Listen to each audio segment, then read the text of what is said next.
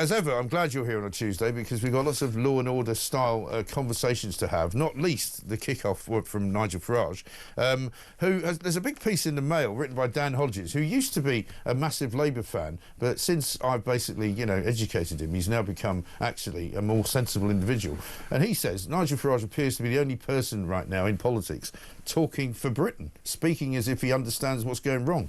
Mr. Farage has a sixth political sense. He does. Whereby he taps in to the mood of the nation and speaks for millions. Yeah. And of course, how many years have you and I been having conversations about lawless Britain? Yes. About our streets becoming increasingly unsafe. It's kind of what I do, what I say, and what I'm talking about and writing about a lot. A lot of the time, And I have been doing it for some years now. Yeah. And we are in a dreadful state. Yeah.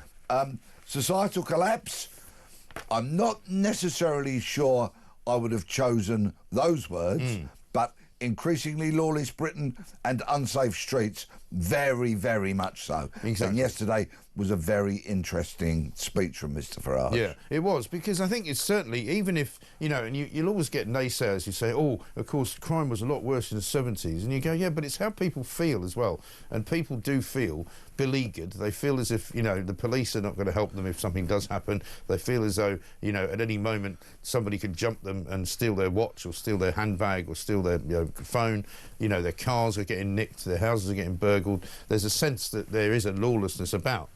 When people say policing and crime was worse in the 70s, crime was worse in the 70s, I was actually on the streets of Peckham in South East London. Right.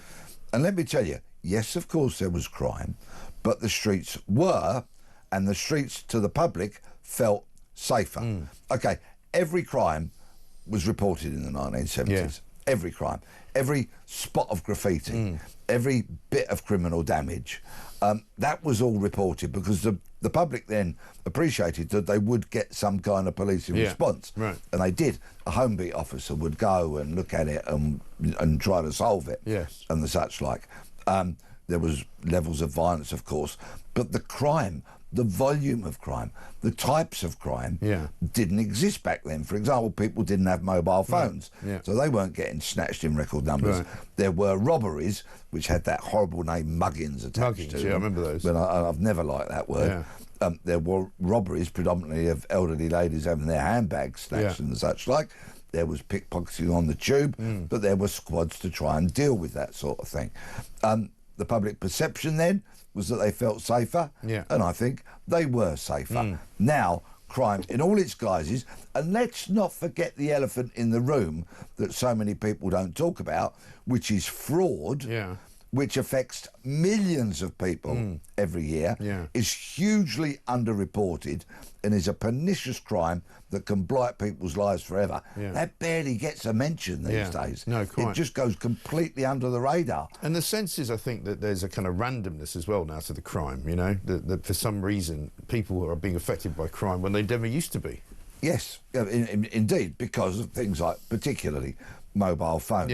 But also so much crime that doesn't get reported because the police don't want to report it is harassment, for example, on public transport, in parks and the such like. That kind of behaviour, which in the past might have been dealt with by uniformed cops because it was likely to create a breach of the peace, and we could deal with people swiftly and effectively and get them on record and get them in our, not databases, we had cardboard cards in those days, but we would get to know about these people. Yeah, those kind of things now. Police rock up, and if there's not some kind of specific theft or robbery, they kind of just move on to the next incident. They're not recording these like they should do. And always be very, very suspicious of crime statistics. Because senior police officers, when they're put under pressure by the very most senior cops in policing and the Home Office and the such like to reduce crime, they will, if they get half a chance, cook the books. No, you surprise me, Peter. And the finest example of that, which began some years ago, was burglary. When Operation Bumblebee became a thing, a nationwide effort to tackle burglary, this is the clearest example. If somebody came home from work and found a size 10 footprint on their broken front door, but the front door had just about held, so it couldn't be kicked in, right? That crime would not be reported as attempted burglary, which clearly it was. It would be recorded as criminal damage. Hey-ho! That's not a burglary to go on the record. So the numbers of burglaries have gone down then already? Exactly, exactly. There's still rafts of damaged front doors where people have tried to jemmy them, screwdriver them, kick them, same with back windows and the such like, but people might have put locks on to stop that kind of thing. Oh, no, no, no, no. That's not an attempted burglary. That's criminal damage. Complete cooking of the books. And there's been a lot more creative kind of behaviour like that, shamefully, ever since. I read a story the other day, and I can't remember, it was something to do with J.K. Rowling. I don't know if it was J.K. Rowling's house, but in a very nice part of Edinburgh where she lives, where there'd been a gang sort of going around because of obviously the houses being reasonably valuable, thinking there's quite valuable stuff in there, literally sort of ram-raiding these houses. And the police came round and told one of the people in the house, well, you know, maybe you should move somewhere else, because if you live in a house like this and you've got a car like that, this is the kind of thing that's going to happen. And you kind of go, well, how is that in any way reassuring and or fighting crime? You just go, oh, so just let the criminals take over then. Any officer who says that is not fit to hold a warrant card and wear a uniform. Bin them off. That's just utterly appalling. You see, back in my day, and I know it's a long time ago and I sound like I'm swinging that blue lamp and telling old war stories, and I am, but it's relevant. Yeah, well, there's a lot of people listening who remember those days as well. Police officers detested criminals and detested crime being committed with a vengeance. We hated them.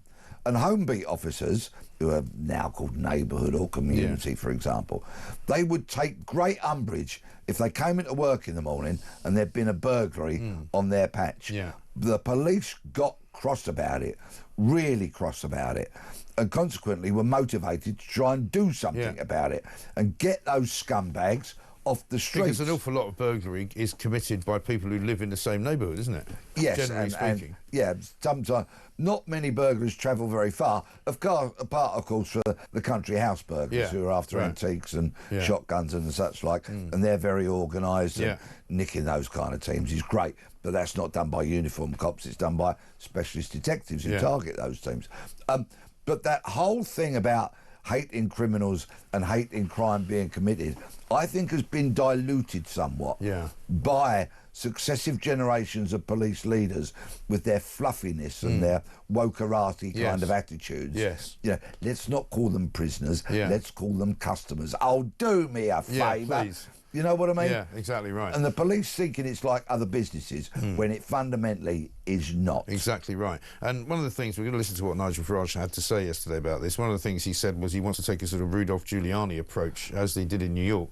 And I was in New York in the 80s, and London feels a bit like that now to me, where there was just kind of random violence and random, you know, steamings, they used to call them. People would just run through the tube, robbing everybody that was on the subway, you know. And so there are a lot of similarities. Let's have a look at what he said about this societal collapse. We're actually facing, in many parts of our country, nothing short of societal collapse. If people are scared to go out of the shops, scared to let their kids out, that is a society that is degrading. And it's happening very, very rapidly. So I want to be absolutely clear at the start of this 6-week campaign that Reform will be the toughest party on law and order and on crime that this country has ever seen.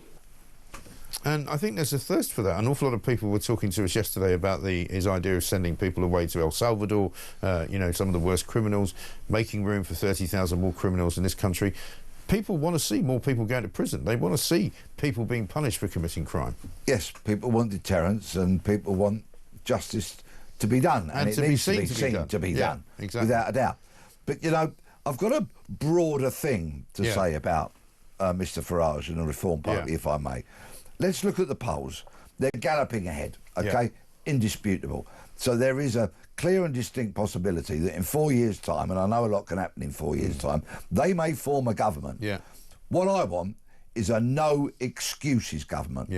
And what I mean by that is there are 4 years now. Let's just take one of the points he mentioned yesterday about sending foreign prisoners back to their country of origin. Yeah.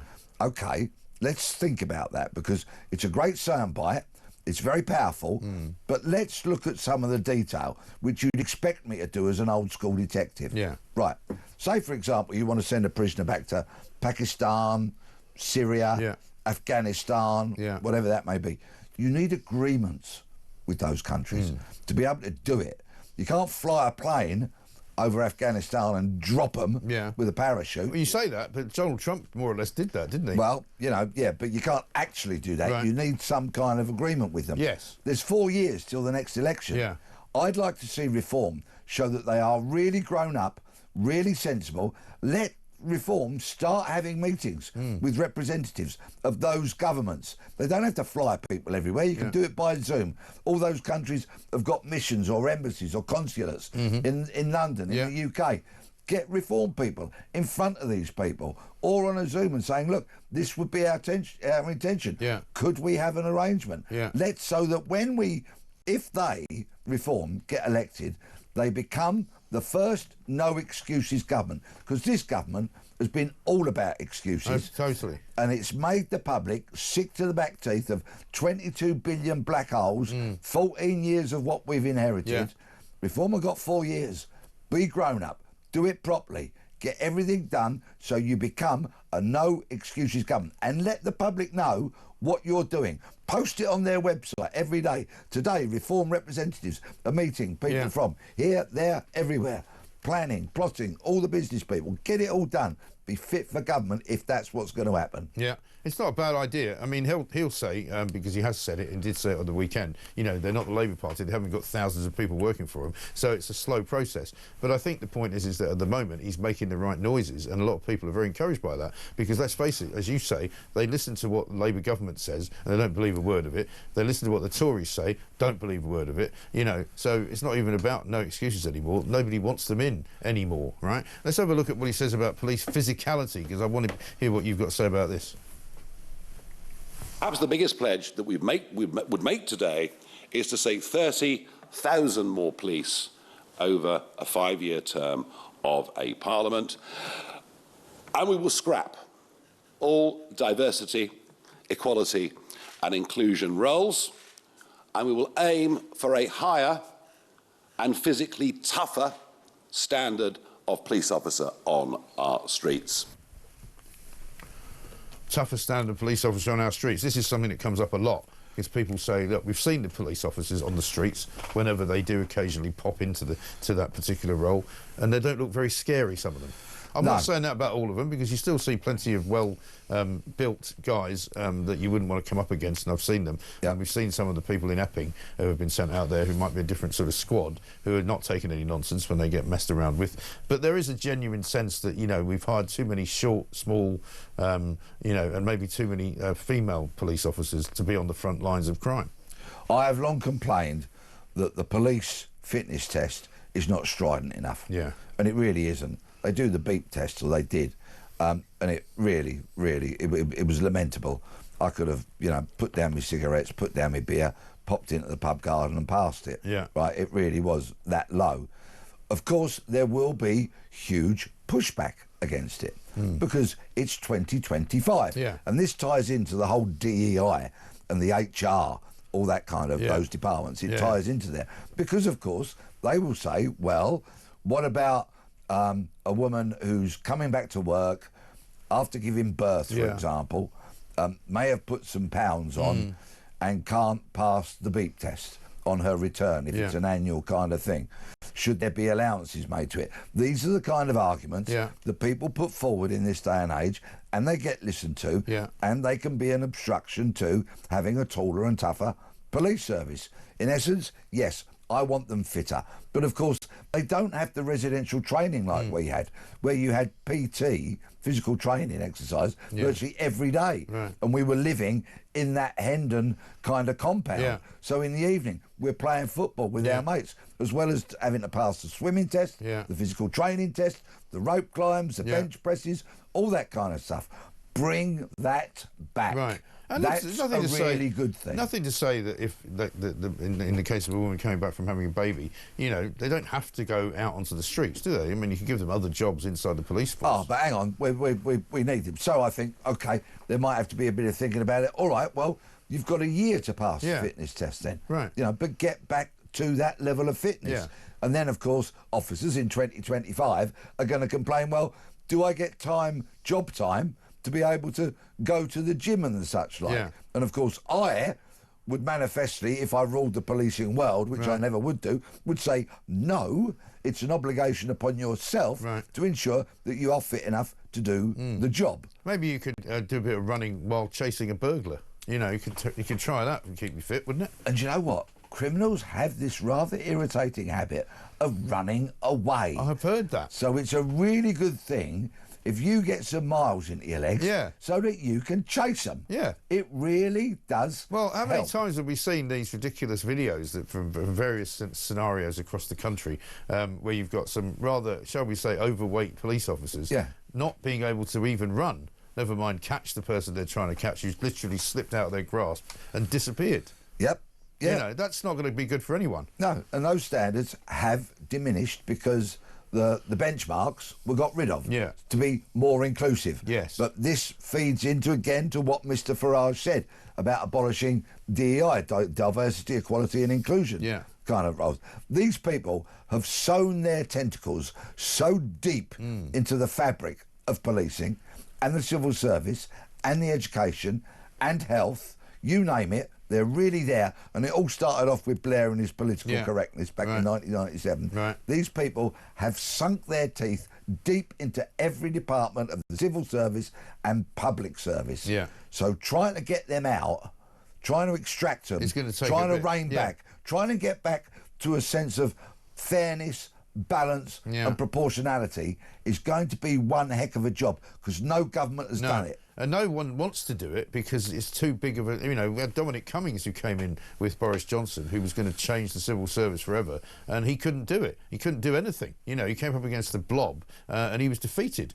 Whatever he may say now on Twitter, you know, he couldn't manage it. And so they're going to face a massive backlash from everybody in the public sector, whether it be the NHS, whether it be the civil service in general, local councils, which they're facing now, the police, you know. Every single aspect of public sector work will be challenging for Nigel Farage and Reform if they get in, because they'll want to change all of it. And because it doesn't work. Let me give you, if I may, the finest example of that I've ever come across, OK? And Lord Frost, you can sue me if I say a word that is not the truth. I met him in a green room, OK? And he was very approachable and very nice, actually. We had a conversation. This is the guy who negotiated Brexit, Lord Frost. A very, very senior, you know, civil servant. The epitome of it, a man who sat really, you know, in the very highest echelons of civil service. And we had a conversation, which I started off with a bit of a kind of a dumb question, but I felt it was, I wanted to ask him this question. And I said, isn't running the country a really difficult job? Right. Okay, it's a simple question, but he accepted the spirit in which I was asking it, because I wanted to elicit things from him. Asking stupid questions is a great way to get things out of people. Yeah, and he said, yes, it is. He said, it is. He said, and trying to get things done can be very difficult. He said, all the more reason why you should keep the politicians well away from it. Now, there you go. Yeah. Straight out of the horse's mouth, verbatim, that was his reply to me. Yeah. So there you have it. There's an indicator of the kind of job that any government would have in extracting or diminishing the power, the influence of civil service and other public servants like the DEI departments in police services, how to lower their grip, their grasp, loosen it, that they've got. Absolutely right. Listen, we've got loads more to do. I know you want to talk about a story about mental health in the police as well, which we're going to come to in a moment. Also, we're going to be playing you a clip of Keir Starmer yesterday at the Liaison Committee, where he was asked a question, a very simple question, and he completely messed it up. He made himself look a right plonker, quite frankly. Peter Bleksley's here, of course, talking a great deal of common sense about whether or not we have a societal collapse going on. He says it's not quite as bad as that. A lot of people say we can get this back, but the people that want to get it back are obviously reform. The Labour government doesn't seem to have a clue how to get anything back, and that's really going to be illustrated by this clip here. Keir Starmer, as is the wont of the Prime Minister, appears in front of a committee every so often. It's called the Liaison Committee, which is made up of all the heads of other select committees in Parliament. And I think this was Meg Hillier, was it not, who's from the Audit Commission, or the Audit Committee. She was asking him questions about rehousing of illegal migrants and others. Have a look. Just a pinpoint before. What other accommodation precisely are you planning to take over to provide temporary accommodation for families? Oh, there's lots of housing in many local authorities that can be used, and we're identifying where it can be used. But I mean, look. Sorry, can you give us? Have you got any examples you can give us? No, but I'll write in and give you details. Because I could say certainly in a number of our local authorities, I'm already picking up from around the table, there isn't a lot of spare housing available. If there were, councils would be able to be dealing with it by now. Well, exactly. Well, exactly. So when he says, well, exactly, he agrees with her that there isn't any space after just having said that there is a load of space. It's bizarre. Lots of housing in many local authorities. Yes. What utter baloney. Yeah. Rubbish, right? Complete nonsense. And then he can't say where they are, but he'll write in and give you some tips for it once he's made them up. Yeah, if there was lots of housing in local authorities, why are these huge companies with government contracts reaching out to landlords and offering 5-year deals, fixed deals on their rent, doing complete refurbs, all repairs, all that kind of stuff, offering huge incentives to landlords if there was all this property in local authorities available? And if there what were, nonsense. why there are, I think 1.5 million people is the number on waiting lists to try and get social housing in this country, and all manner of difficulties that you have because quite a lot of these illegal migrants are coming in and jump in the queue. And so the one thing there's a shortage of is an awful lot of council housing. Yeah, absolutely. And everybody knows that. And he sits there and tells a barefaced untruth. But of course, you see, they've said that they will end this asylum seekers and illegal migrants in hotels by 2029. And how are they going to do that? I don't know. By parachuting everybody into all these communities the length and breadth of the country. Because as far as they're concerned, if they get a load of them out, remember, these people who we don't know who they are, where they've come from, what their backgrounds are or what their intentions are, if they parachute all of those into local communities rather than having them in hotels, the problem is not going to go away. It won't go away. away. Unacceptable behaviour from some of these people is going to continue. And in fact, the whole situation might be made worse because we won't know where they're living. No, it will be made a lot worse. Robert Jenrick said this: there are 1.3 million people on social housing waiting lists in England alone, but Keir Starmer believes there's lots of housing spare. That is madness. Those are his words. I think people were watching that and kind of incredulous because he looks like he's been caught out in a lie, even as he says it. You can see in his face, he's kind of going, exactly, when they say there isn't any housing. So it can't be both things, surely. No, of course it's either it can't. there's a lot of housing, or he agrees with Meg Hillier that there isn't any. Of course it can't. But he says the same. He says the two opposite things in the space of about 30 seconds. That's because he's a buffoon. It's bizarre, though, isn't it? Yeah. But don't worry, because they've got a new plan. It's just been handed to me, hot off the press, right? First people smuggling sanctions to be announced this week in a new strategy. So I can only assume from this new strategy that smashing the gangs was the old strategy, and we're not going to be doing that anymore. So what we're going to be doing now is gang leaders, corrupt officials and companies selling boat equipment will be named this week as the first targets of new government sanctions against people smuggling. The financial action, which the government says is a world first, is aimed at tackling illegal immigration to the UK and is central to Prime Minister Sir Keir Starmer's plan to disrupt the English Channel crossings by smashing the gangs that are organising them. Sorry, but you see, for laughing. But you see what it is now, OK? There will be a new Logan. It'll be naming the gangs, smashing. Very good. See? Yeah, that's I see how you did that. This is a smashing idea to name the gangs. Not smash them. They're so deluded, right? They've got in this statement by the government early this month, Keir Starmer signed a one-in, one-out deal with France. No, he didn't. He signed a 17-in, one-out deal with France so that we could get some more asylum seekers in rather than getting rid of more of them out. I'll spare you my reworked version of the Okie Kokie this morning. Yes, I did that was very good. Ago. We can retread that. It's kind of, well, what is going on? This problem that is so visual. Do you know, oh, by the way, just to cheer everybody up this morning, sorry, over 1,000 in the last 4 days, yes. okay? Over 1,000. And the weather hasn't been great either, so that'll go up, won't it? Yeah, in the last 4 days, it's utterly astonishing. And of course, this is a very visceral and visual representation of our country not being protected. Yes. But once again, I make no apologies for highlighting to people, this is only, relatively speaking, in numbers terms, a small part of the migration issue. Yeah. We've got all the visa abusers. Yeah. We've got all those visa people who brought over the grannies from Ghana, the nannies from Nigeria, the disabled kids, and all those kind of people who are not ever going to contribute to this country and only ever be a drain of it. Exactly. And we've got no money and no one's getting a grip. And we've also got now information that there's been a whole load of people coming in from Pakistan, which is now reaching, Epic reports as the #1 country where people come from to come to Britain, right?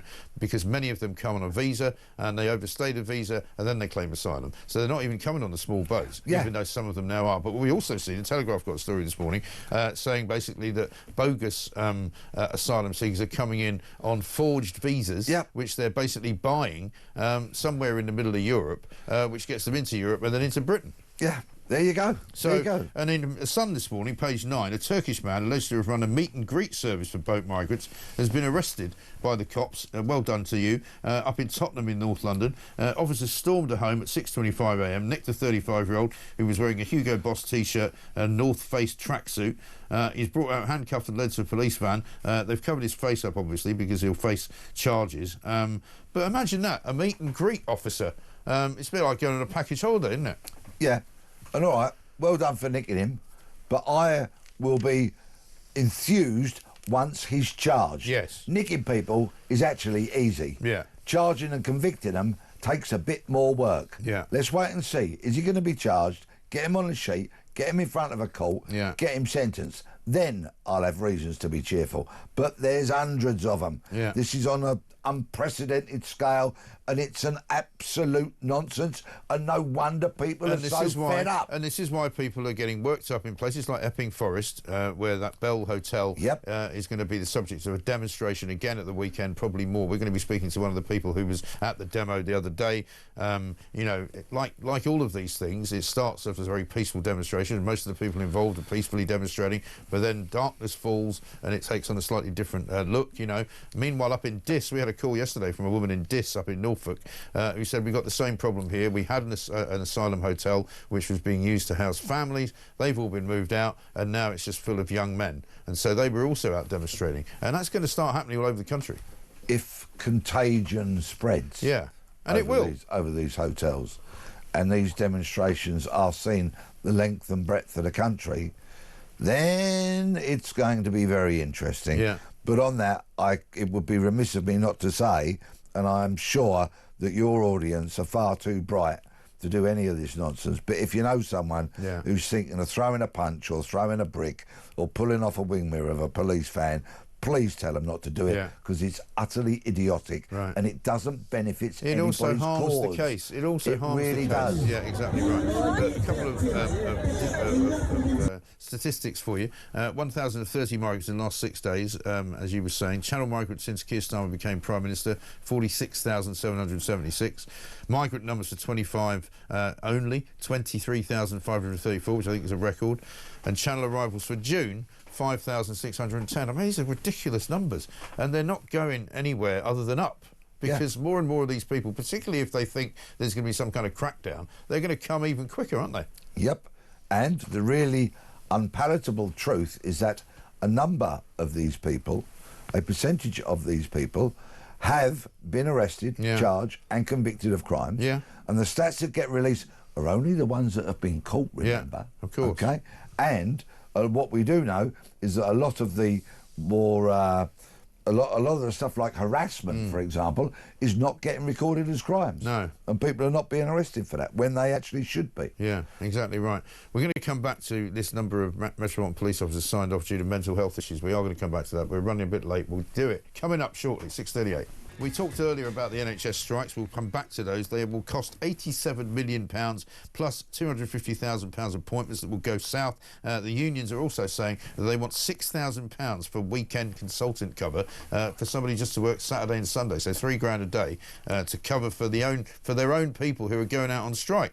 And they've also said that it will actually harm patients in the long run. So thanks very much indeed. These are doctors who have signed a Hippocratic oath to do no harm. We actually know, because coroners have recorded verdicts proving this, patients have died as a result of previous doctors' strikes. That is the irrefutable and very unfortunate truth. Yeah. I would suggest that legislation needs to be brought in saying that doctors cannot strike. I would go along Stick them with in the same bracket as police. Yeah. The police can't strike because lives would be lost and there'd be chaos.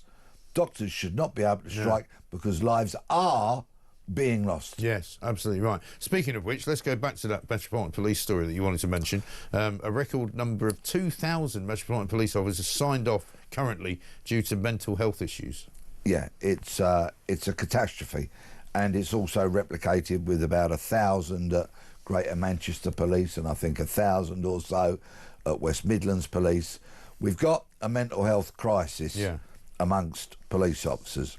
Now, they do a very difficult job, and in all likelihood, if you have a full kind of police career, if you do 30, 35 years, then you will be exposed to hundreds of deeply traumatic incidents. Sure. In all likelihood, if you spend any amount of time on the front line in one of our big cities, you will quite likely be knelt over a child or a young adult trying to save their life by pinching arteries and It's putting been stabbed things on wounds and trying to stem bleeding and horrendous things. The violence they will face. I exposed a story last week of 2 Met police officers who went to a domestic and ended up being very seriously assaulted. 2 female officers, one multiple face fractures, spent a long time in hospital, the other one with a broken nose. It's a tough job, and it needs tough people to do it. And feeding back to what Mr Farage says, let's toughen up the police. But yes, this mental health crisis is shocking. So many officers off sick. It's 2025, so I'm not going to say, you know, some clumsy statement from yesteryear like man up, because that would be inappropriate. That's not what I'm saying to police officers. What I'm saying to police chiefs is there needs to be some kind of system in place whereby officers' welfare is taken care of. But before that, train them up properly.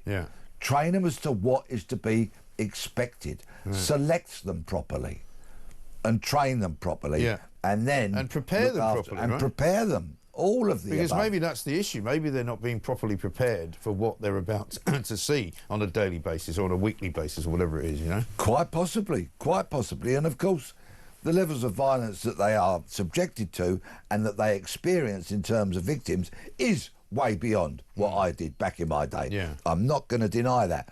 But of course, we did face murder and unpleasantness, and we got assaulted, and I got stabbed, and, you know, guns pulled on me. All that kind of stuff that happens in policing. But of course, the culture was very different in so much as at the end of one of those shifts, we'd probably go to the pub. And we'd all be there for each other. And we'd have a natter. And be, you all right, mate? Yeah, okay. You know, okay. Yeah, great, I'm fine. Or if you're not, go on in, what's the problem? Yeah, well, you know, and it could be home life, work life, this, that and the other. We were there for each other collectively as a team. And I think police leaders over the years have deliberately tried to dismantle that post-work togetherness. Yes, because it's become something that they fear, because they think that people might be excluded from it. Therefore, it might be bad for morale overall. It's a very complicated thing, isn't it? Journalism was very much the same. You know, in my day of journalism, you never knew you could go out on the street. You know, I used to get in car chases. I had knives pulled on me. I mean, you just didn't know what was going to happen. And friends of mine got killed. Friends of mine got blown up in Afghanistan. You know, nobody tells you how to deal with that when you don't go into your training. They don't go, this is what happens if one of your mates gets killed, or, you know, somebody dies in a car crash and chasing something. You know what I mean? It's just like, you know, when I was reading the horrible, ghastly Bulger details, you know, those kinds of things. You can't prepare for that. You just have to deal with it. Speaking of which, let me ask you about the Orgreave inquiry, because we didn't really get to this yesterday. I was going to. This is yet another Labour inquiry they've started up. 1984 this happened, and it's all about the police and how they behaved dealing with the miners' strike.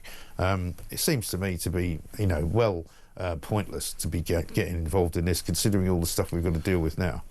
Well, I was a detective back in the days of the miners' strike, and I was working at Kensington Police Station, and invariably on a Friday in the afternoon, the sort of green goddess sort of coaches would line up in Earls Court Road, and the uniformed officers would pile onto those coaches with their overnight bags, and they were going to Leeds or Yorkshire or Nottinghamshire, Orgreave, you know, somewhere like that, to go into battle with the miners. It was a battle, wasn't it? Oh, it certainly was. And I used to see them getting on those buses with glee written all over their faces. They were properly up for a tear-up. And do you know what? I was very glad that I wasn't joining them, because I'd been at a major kind of tear-up, the Brixton riots of 1981, which was particularly unpleasant when you are in that level of confrontation with the public. You know, I joined to kind of serve the public and help them out by locking up criminals. I didn't really want to have a large-scale war with them.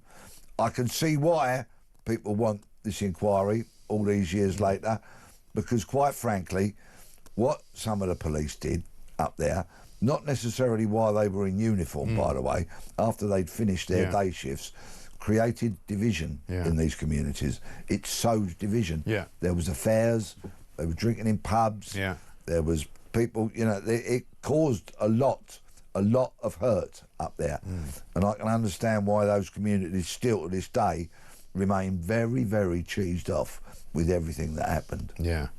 Well, again, the question is, you know, how much can the government fix? My view would be, and I agree with everything you just said, however, have they got the bandwidth to do it? Probably not. You know, how many, you know, inquiry? We still haven't heard about the grooming gangs inquiry. I mean, that's a little bit more important to me than this is, and I think to most people it would be. You know, you can't do an investigation into absolutely everything that went wrong in, you know, in everything forever. Some love coming in for you. Peter, the Home Secretary, says Anne. Stephen says, morning, Mike. Tuesday's one of my favourite show days as Peter Bleksley is a guest. Always insightful with a touch of humour. Thank you, gentlemen, for kick-starting my day. And Blondie says, put him in charge of the police. He'll sort them out. You should get them in. They should get him in as an advisor. He knows what he's talking about. And I mean, a lot of people coming up with that. Here's one from Marina Chris in Chichester Marina. I beg your pardon. Already another great show. Keep up the great work. I have a question regarding these alleged asylum seekers. I mean, irregular immigrants. No, illegal. How are they even considered for asylum when we have no idea who the hell they are or where they are from? It's a joke. We are a joke. I'm leaving. Well, if he's at the Chichester Marina, he might have a boat to jump on. You go the other way. You might well see if anybody's coming in from France as well while you're at it. But it's true, isn't it? You know, all this kind of, you know, these ridiculous kind of arcane rules that we're using that were formulated after the Second World War, that you must be able to claim asylum in a safe country so that you're not chased down the road by horrible Nazi people in uniforms. You know, it doesn't apply now. No. You know, these people are coming here seeking asylum, having already been in several safe countries, and it's an old, retreaded argument, I know, but they shouldn't be doing it. And I love the fact that he's not fallen into the trap of this irregular. No. Please call it illegal, because the Migration Act of 2023 says that coming to the UK through an unsafe route is actually a criminal offence. So it's illegal. Right. Call it what it is. You won't be surprised to know that in that story about the new crackdown, David Lammy calls them irregular. Of course he will. Yeah. Because it's all part of the woke-arati Talking of lunatic wokerati, left. front page of The Sun today, Woke's the story. This is a good one.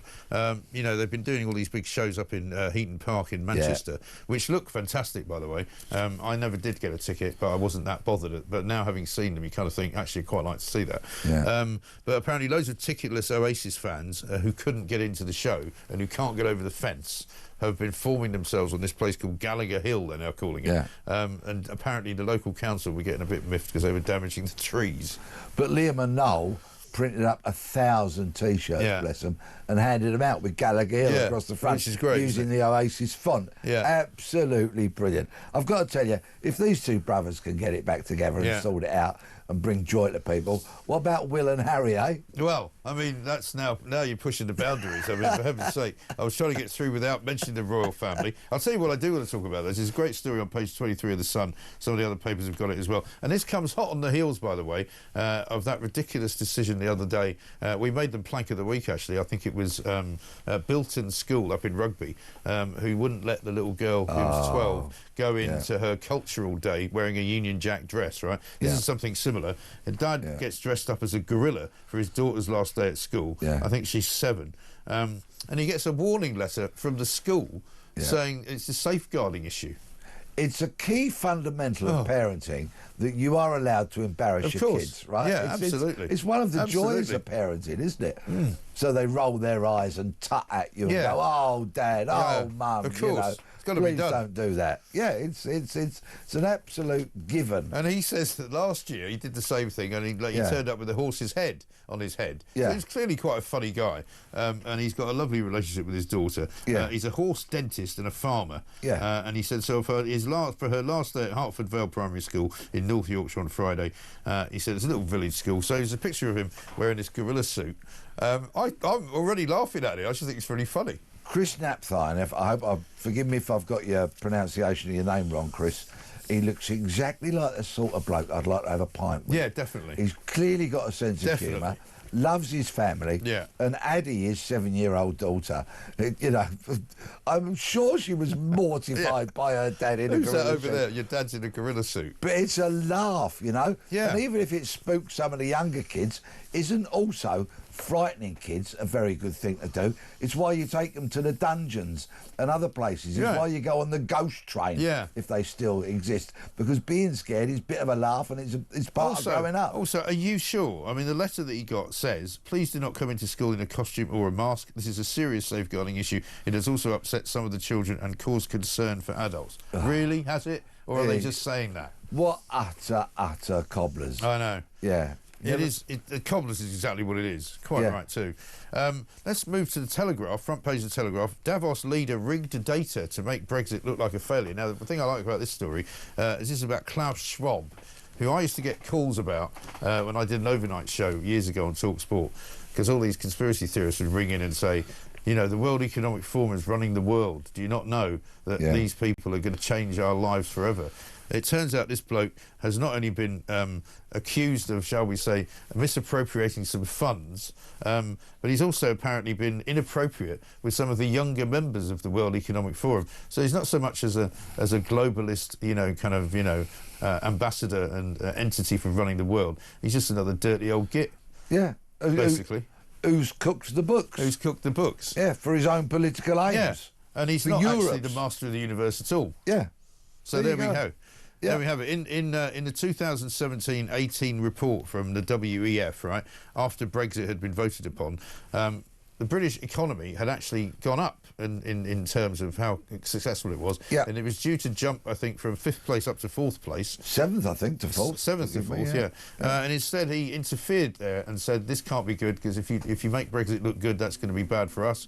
So he bumped them down to 8th. Yep. And Nigel Farage has come up with a wonderful quote here, right? Front page of the Telegraph. Nigel Farage, the leader of Reform UK, said, every conspiracy theory about Klaus Schwab now turns out to be true. He is a dangerous globalist manipulator. Yeah, well, I mean, he can say that, and he would say that, but I mean, I have to say, he just looks like another stupid old git, to be honest. But countries have gone to sort of bend the knee in his favour for years and years and years. So how stupid does it make them all look? Yeah, exactly. He would organise Davos every year, and people that used to go to Davos that I know very well said the problem with Davos was once the Russians stopped going, it stopped being any fun. Because the Russians were banned, obviously, after what happened in Ukraine. Yeah. So there's that. Also, one for the people wishing to take their children on a staycation. Dozens of Britain's beaches have been blighted by sewage spills just as the school summer holidays begin. Swimmers are being urged to think carefully before entering the water. I wouldn't so much think carefully as just have a look at it. See what's going on in there. Heavy rain over the weekend set off storm overflows. And this is, of course, the day after Keir Starmer said he was fixing the water system, which he's not doing. And he had Steve Reed, his Environment Minister, Sunday doing all the news channels in the morning.